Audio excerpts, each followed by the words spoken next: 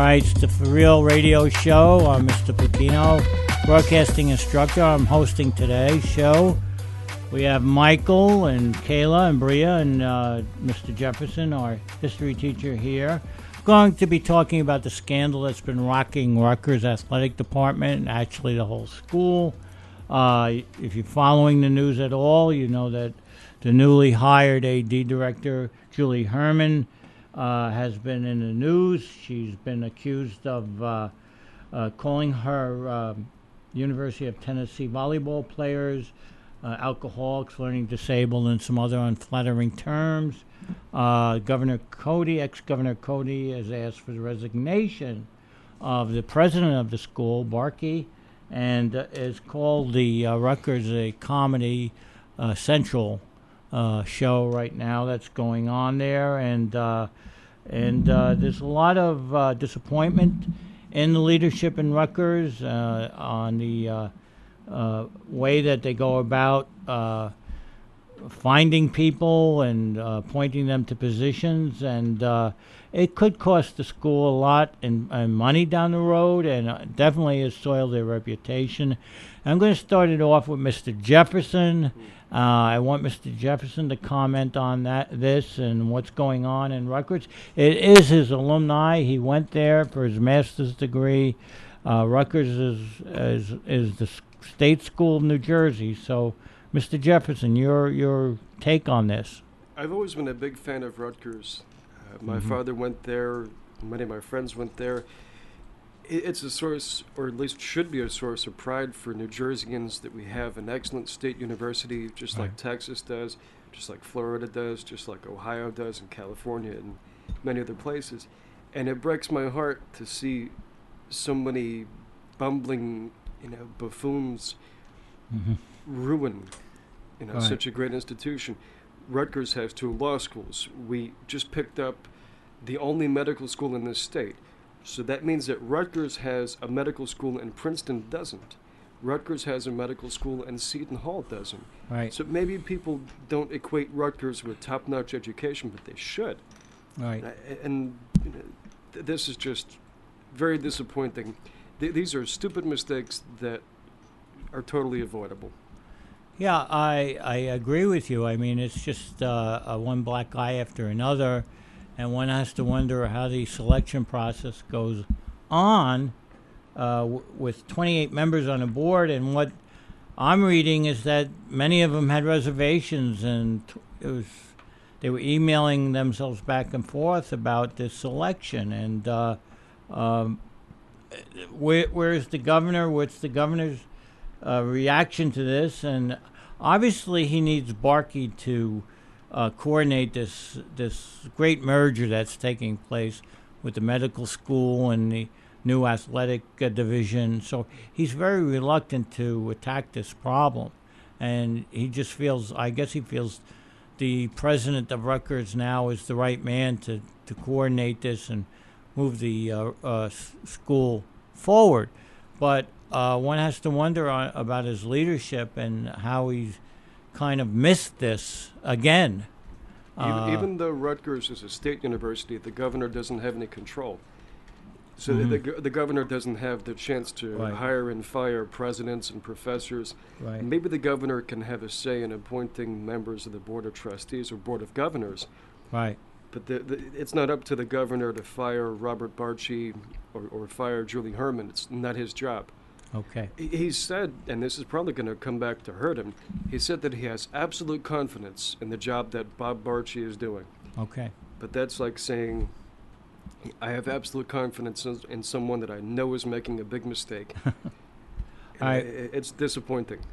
Michael, any thoughts? Michael DePinto, any thoughts on this?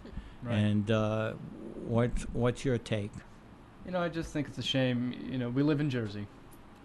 And like Mr. Jefferson said, Rutgers is kind of put on the back burner of schools to go to, first choice schools to go to after high school and things like that. Like the safe school, right? Like the safe school. Right. And then an incident like this happens. Obviously, that does not move Rutgers up on anyone's list. Of schools to go to. Of schools to go to. And of course, as someone from Jersey, it's a pride thing. you don't want to see your good name tarnished like this. So it's a shame. It really is. Mm-hmm.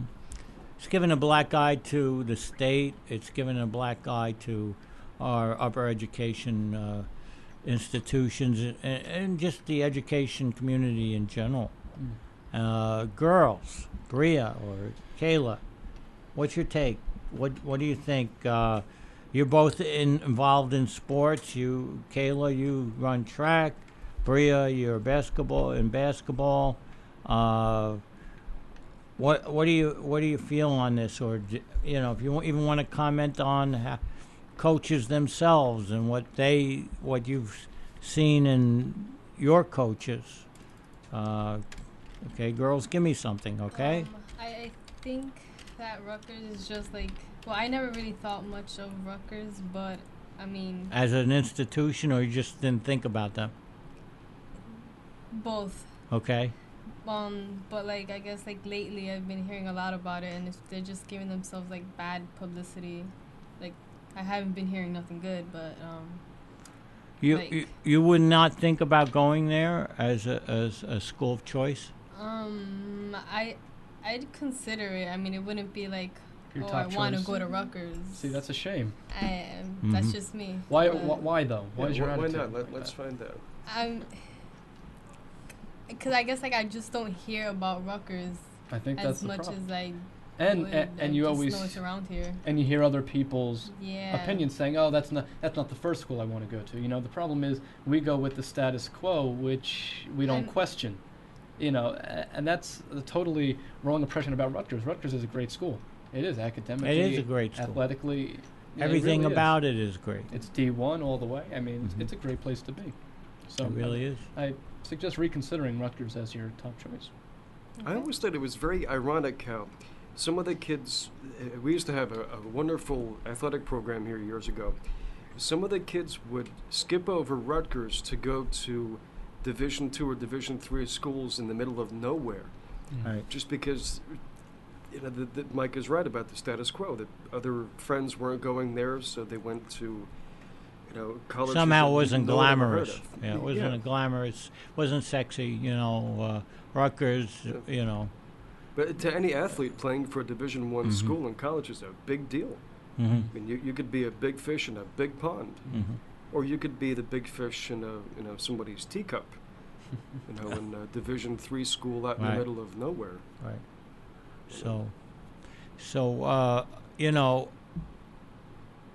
Let's broaden this out a bit. Let's look at the big picture. College sports is a big business. The coaches that make it to Division I are in the big schools, major schools. They're under a lot of pressure to win, not only from the fans, but from the alumni, from the state, from state officials. And in the heat of the moment, they get carried away. They lose themselves. They overreact. It's a difficult situation. Many high-profile coaches have gotten in the news because they pushed or they hit or they did something that was disruptive behavior. Let's not kid ourselves. College sports is a big business. And, when a college wins a national title, it means millions and millions of dollars to the college. It also means that they're going to be able to recruit who they want. It's a big plus. Isn't somehow we're blaming the coaches or we're blaming, the president, but isn't a lot of the blame on the people themselves, the fans, the alumni? They want a winner, okay, and they've got to shoulder some of the blame. That sounds to me like the old Colosseum, the Roman Colosseum days when the Christians were fed to the lions. Right. It's been said if nobody came to see it, then it wouldn't happen. But Right. it would still happen. And whose fault is it? It's the fault of Mike Rice for engaging in criminal behavior by physically assaulting and battering his players. That's not right. It doesn't matter if your team wins 100 games or if they lose 100 games. You can't treat people like that and get away with it. I think it's very interesting And equally as heartbreaking to know that the investigation that's happened only cost Mike Rice his job. He hasn't faced, criminal penalties for the crimes that he's committed. Right. If I were to do that to people, if I were to throw a basketball at somebody and hit them like that, and get in their face and push them around and physically touch them, I would go to prison. Mm-hmm. So what's so much different about Mike Rice than me? You mean if you did that here? If I did that here, even if I went to, if I was a coach at another school, and if I did that to my players, that's criminal behavior. Just because I'm your coach doesn't mean I have license to put my hands on you and hurt you. Absolutely. I think the problem is, though, you would also be dealing with minors. And I don't think it's right, but even if these people are adults, it still doesn't make a difference. Right, but still criminal behavior. I think that if it was done to a minor, you would have you would see criminal charges. Yeah, but I don't think it would it be should, worse. Right. It is exacerbated because you do break a certain trust. Right. Just because somebody is not old enough to decide for themselves. Right. As the oldest guy in the room, you have to know better. Right. And Mike Rice, this is disappointing because he's, from what the students and his players tell the press, he's a good guy. He has the best interest, or at least they believe he has the best interest at heart. But he's old enough and smart enough to know better, not to do stuff like this. Well, at some point, doing this becomes a choice. Like Mike Rice chose to behave like this. And this just wasn't a one-time thing. So I think it is his way of showing how to be tough, to toughen up the players. I'm glad maybe you brought he that has up.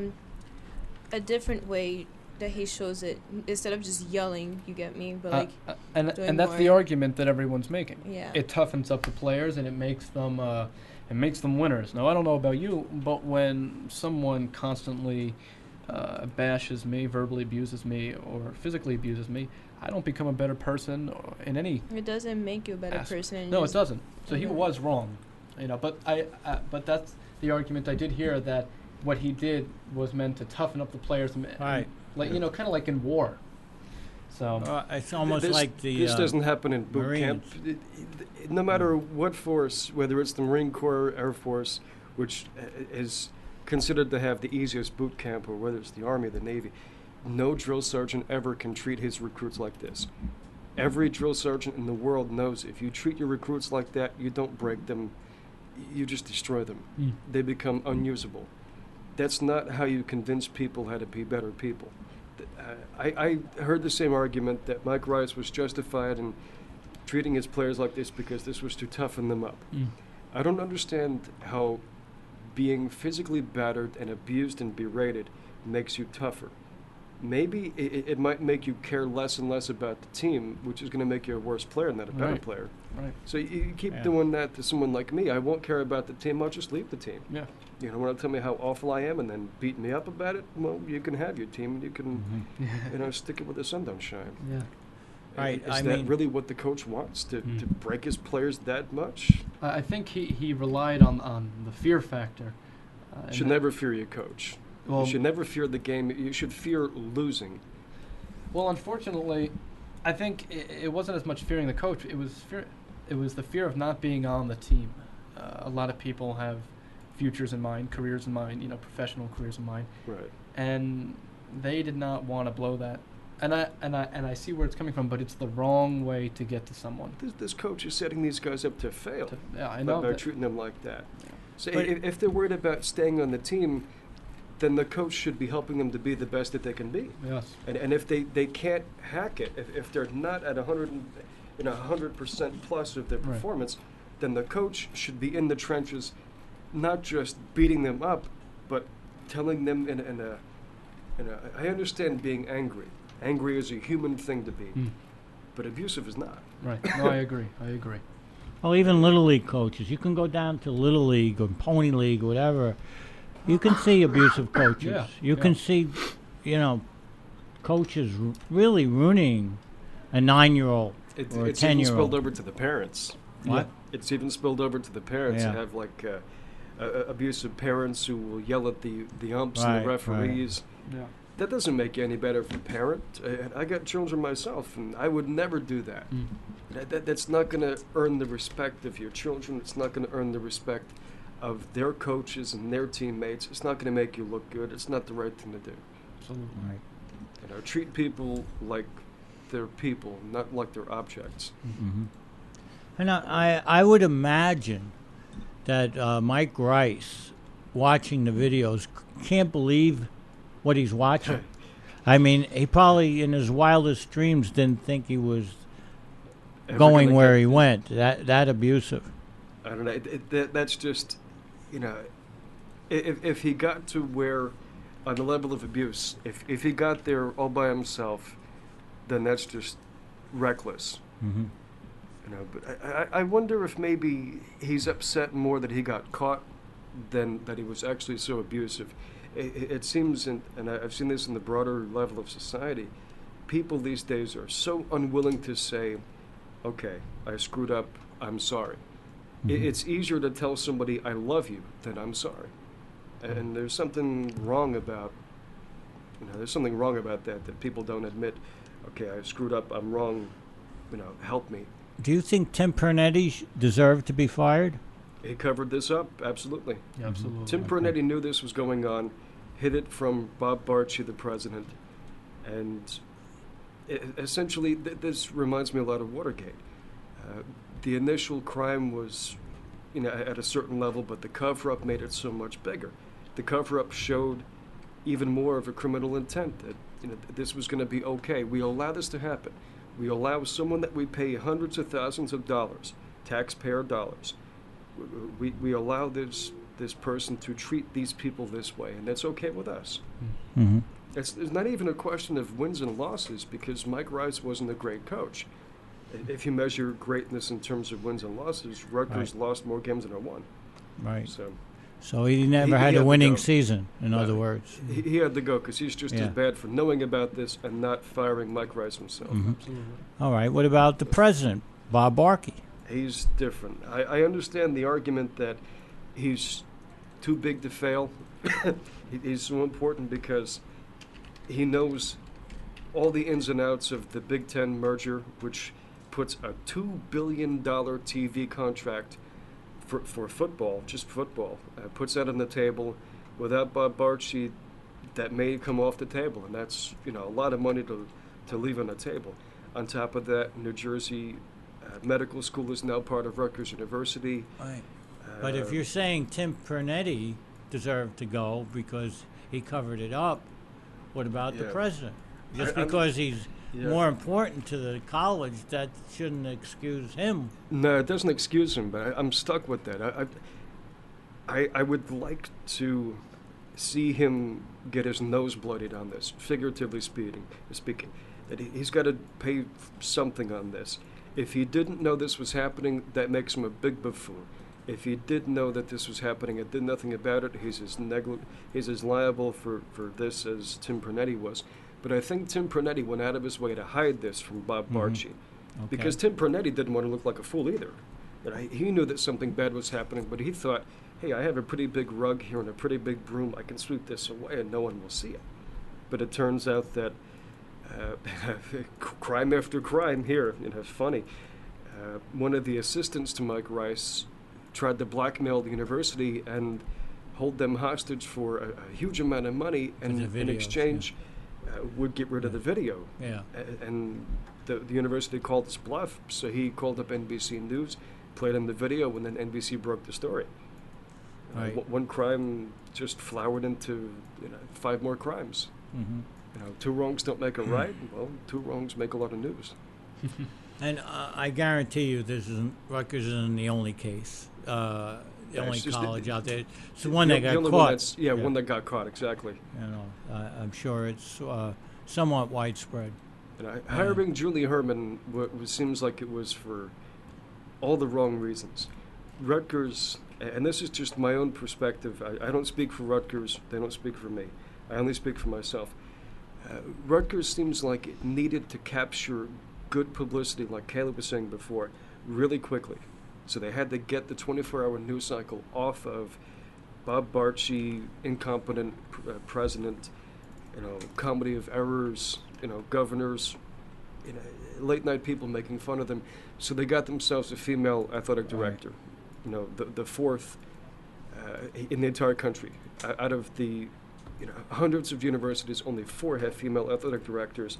And Julie Herman on paper seemed like an okay person. Everybody at Louisville, where she was before, said she was a great coach, great assistant athletic director. People at Tennessee had nice things to say. But then if you scratch the surface, underneath the surface, you have these players at the Tennessee volleyball team who said that she was very derogatory in her manner of speaking to them and called them words that are not safe for radio. There were 2 different instances of, and this defies logic. It also defeats all the stereotypes, which is another funny thing. One of her assistants was fired at Tennessee for getting pregnant, and another assistant, when she was at Louisville, sued her for sexual discrimination and won $300,000. The case is right now on appeal, but it doesn't matter. She still won at the initial stage. And if it gets appealed and overturned and appealed, it'll be because of a technicality, not because the facts were wrong. The facts are the facts. So why would Rutgers want somebody who came with all that baggage?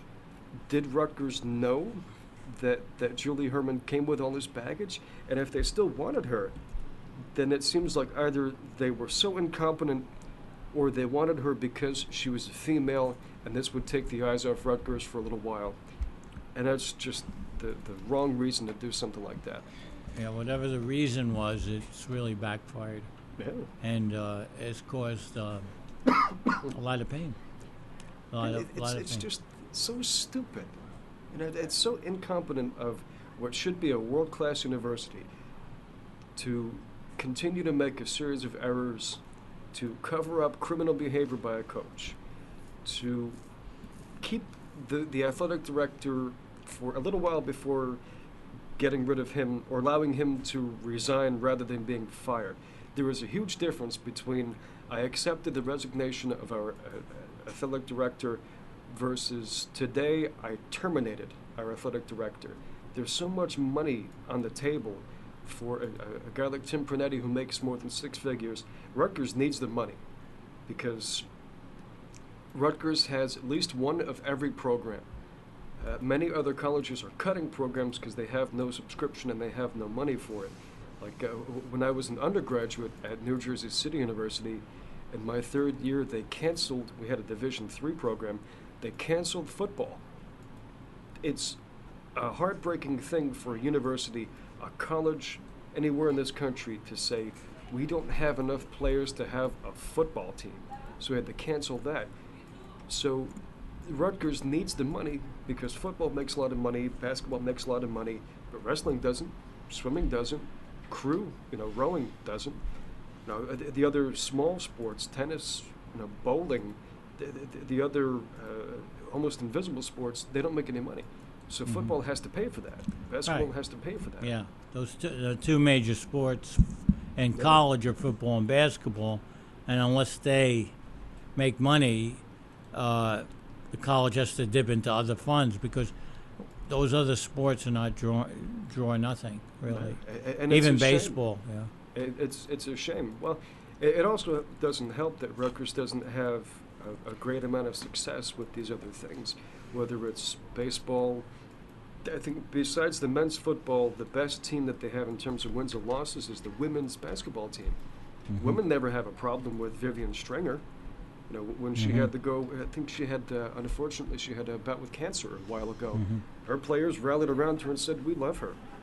If we could have 100 people like her, we'd love it. Yeah.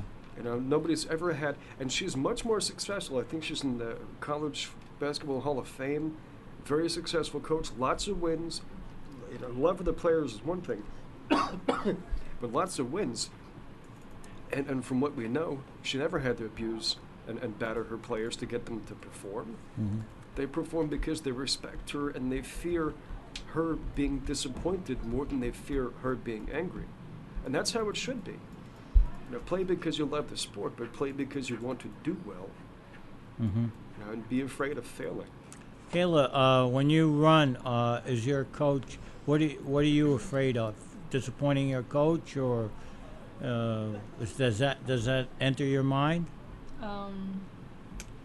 Yeah, like your coach has like a certain expectation, I guess, of you, and like as a player, like as part of the team, you want to meet that expectation. You want to, yeah.